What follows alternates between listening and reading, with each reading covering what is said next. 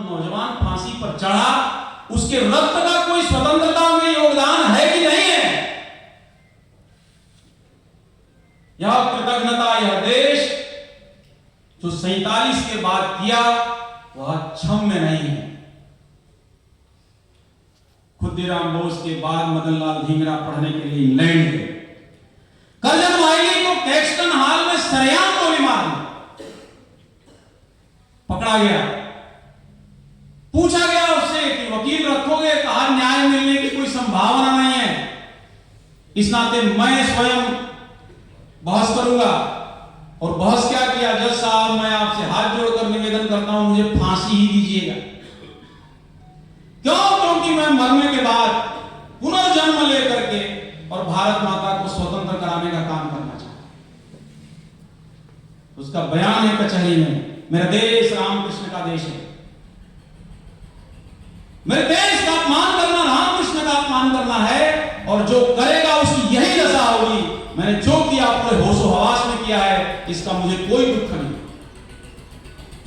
सरदार भगत सिंह 1927 में Simon commission के विरोध में लाला लाजपत राय को जो लाठी लगी थी उसमें मरे थे वो।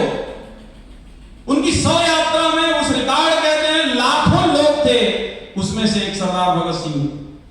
श्रद्धांजलि सभा में एक महिला नेता ने कहा था, मैं युवकों का आह्वान करती हूं कि अपने नेता के बलिदान का बदला लेना चाहिए। लाहौर से चले आए उत्तर प्रदेश, चंद्रशेखर तिवारी को गुरु मान लिया, जिस चंद्रशेखर तिवारी को चंद्रशेखर आजाद कहते हैं। चंद्रशेखर तिवारी ने कहा कि निश्चित चलेंगे मारने, और वो चले गए मारने लाहौर। सैंडर्स नाम था उसका। दिन में 3:30 बजे गोली मारी गई। 4 लोगों के नाम है, चंद्रशेखर तिवारी, सरदार भगत सिंह, सुखदेव राजगुरु। चंद्रशेखर नेता थे, कैसे आए पता नहीं, लेकिन सरदार भगत सिंह सरदार थे, लाहौर के अगल बगल सब जानते थे लोग। इस नाते वो लोग भाग करके एक क्रांतिकारी के यहां गए, जो क्रांतिकारी इन्हीं लोगों के साथ बम बनाते समय उड़ गया था। पत्नी इतनी दुखी थी, लेकिन दुख व्यक्त नहीं कर सकती, क्योंकि अंग्रेज पकड़ लेगा। एक बेटा था, उस महान महिला का नाम था दुर्गा भाभी। उस दुर्गा भाभी ने इन तीनों लोगों को शरण दिया। कहा, भगत तुम जा नहीं सकते। तो कहा क्या करें? कहा बाल कटवा दो। सरदार का एक बाल कट जाए तो गोली चलती है, लेकिन सरदार भगत सिंह ने इस भारत माता की पराधीनता की बेड़ियों को काटने के लिए अपनी परंपरा को तोड़ा। उन्होंने बाल कटवाए, अंग्रेज बने। जो फोटो आप देखते हैं टोपी वाला, वो उसी दिन का है। जीवन में एक बार हैट लगाया था उस महापुरुष ने। दुर्गा भाभी ने कहा कि वैसे नहीं चलेगा, ड्रामा करना पड़ेगा। तुम मेरे पति हो, मैं तुम्हारी पत्नी हूं। भारत में स्त्री पर पुरुष के पास शर्ट की चलती नहीं, मर्यादा के विपरीत है।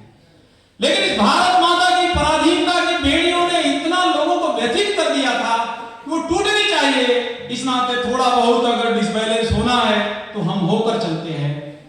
राजगुरु भिखारी बने, सुखदेव नौकर बने, सरदार भगत सिंह अंग्रेज अफसर बने, दुर्गा भाभी उनकी पत्नी बनी, उनका बेटा बना।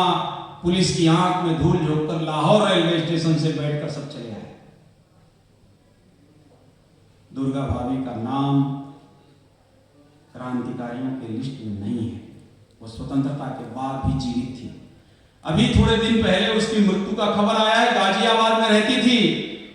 बटुकेश्वर दत्त स्वतंत्रता के बाद प्रमाण पत्र नहीं दे पाए कि मैं बटुकेश्वर दत्त वही हूं। उन्होंने कहा मुझे प्रमाण पत्र देने की आवश्यकता नहीं, मैंने देश के लिए काम किया। देश बाद में उसको स्वीकार नहीं कर रहा है, न करे।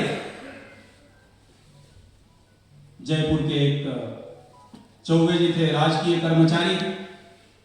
जयपुर में पिस्टल फ्री बाजार मिलती थी। कानपुर से क्रांतिकारियों को चंद्रशेखर आजाद भेजे, पिस्टल लेकर आओ।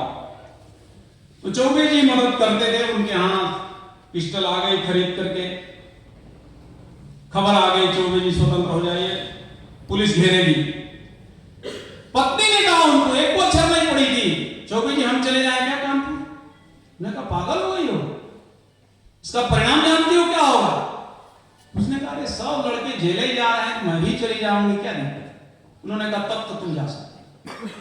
उस महिला ने बॉक्स में सारे पिस्टल, क्रांतिकारी भी था साथ में, चंद्रशेखर आजाद को सारे क्रांतिकारी उनके साथ, कुछ पंडित जी कहते थे, कुछ गुरु जी कहते। उसने कहा कि गुरु जी मार डालेंगे हमको अगर समय से हम पिस्टल लेके नहीं गए। उस महिला ने कहा मैं पहुंचाऊंगी, चिंता मत। उसमें साड़ी वाड़ी रख दिया। चौबे जी जब रेलवे स्टेशन आए तो पुलिस ने पूछा कहां? उन्होंने कहा ये हमारे साहबजादे हैं, कानपुर पढ़ने भेजा था, हॉस्टल में मार करके आ गए हैं, इस नाते मैं इनको श्रीमती जी पहुंचाने ले जाए। सत्य बोलना चाहिए, लेकिन सत्य बोलने में खतरा था, देश को नुकसान हो सकता था। झूठ बोला, पुलिस ने माना नहीं, वो बक्सा चेक किया, महिला उस बक्से पर बैठी थी।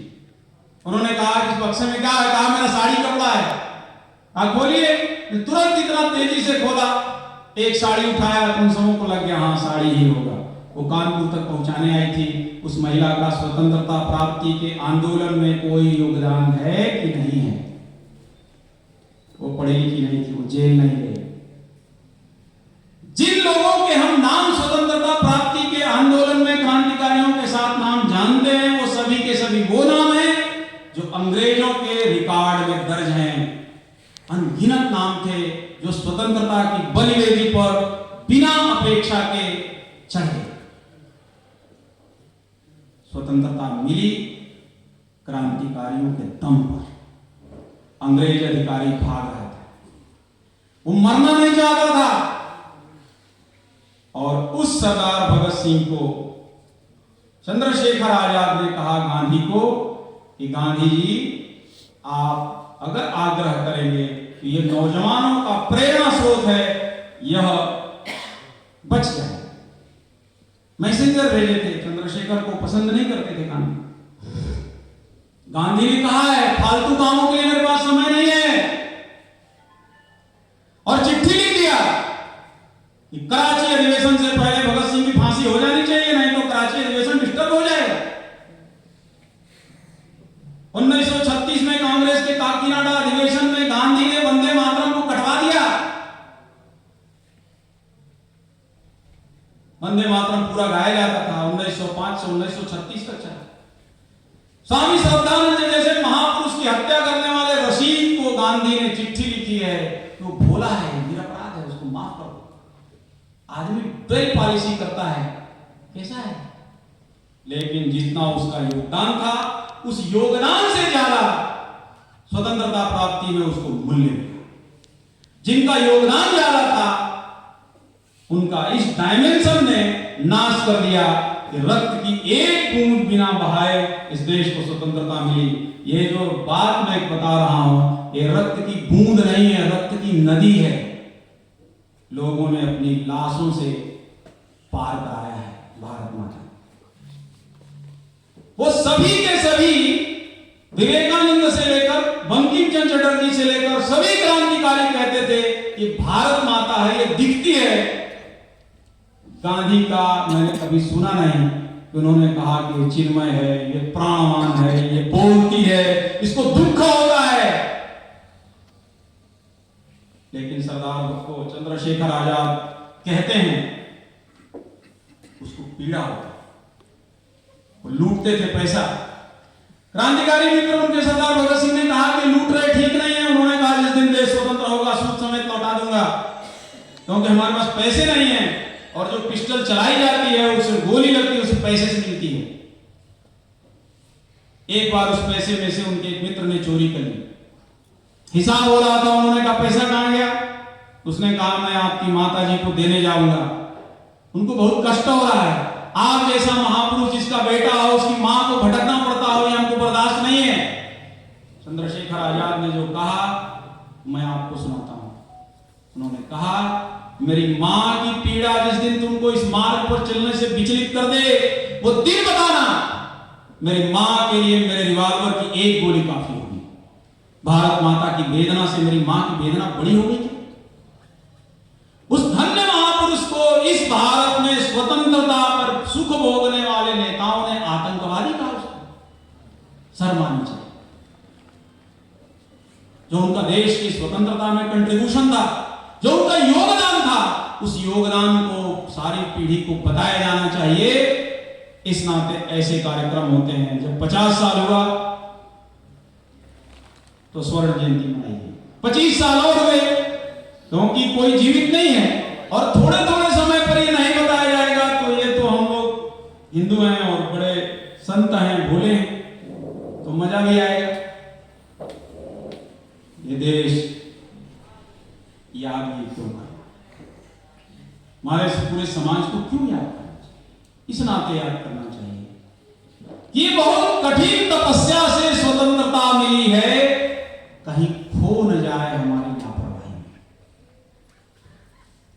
इस देश को सुरक्षित रखने में अब रक्त देने की आवश्यकता नहीं है। अभी जब पड़ेगी तो देंगे, लेकिन अब जीना पड़ेगा और इस नाते जो व्यवस्थाएं इसको उन्नत करें उसमें अपना जीवन लगाने की आवश्यकता है। चिंता हमेशा रहे, यह जो स्वतंत्रता अनमोल है, जिसके लिए अपने पूर्वजों ने अपने रक्त की नदी बहा करके अपने शरीर को समर्पित करके इसको दिलाया है,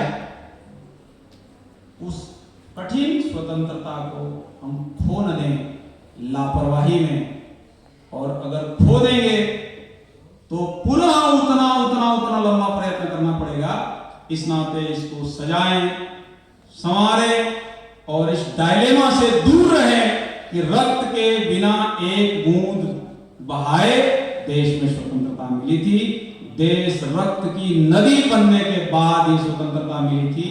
15 अगस्त 1947 को फिर आंकड़ा बताता हूं, 20 लाख लोग बेघर हुए थे जो पाकिस्तान में हिंदू थे और 2 लाख लोग गए थे। आपके सामने हमने छोटी सी जानकारी रखी। उसका प्राण तत्व यह है कि स्वतंत्रता के मूल्य को पहचाने और आगे भविष्य में हमारी लापरवाही से, किसी भी प्रकार की गलती से स्वतंत्रता खो न जाए, उसका कारण हम न बने। इतना निवेदन करता हुआ इस अवसर पर मैं अपनी बात पूरी